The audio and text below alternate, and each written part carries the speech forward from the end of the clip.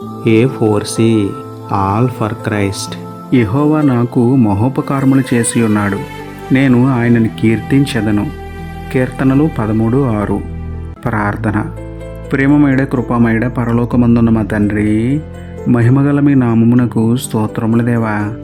అయ్యా, మీరు నాకు చేసిన మహోపకారములను బట్టి మీకే స్తోత్రములు తండ్రి. అనారోగ్యము నుండి, ఆపదల నుండి, మరణం నుండి మమ్మల్ని తప్పించినందుకే ఏమిచ్చి మీ రుణం తీర్చుకోగలము దేవా. మిమ్మల్ని దేవునిగా కలిగిన మేము ధన్యులము తండ్రి.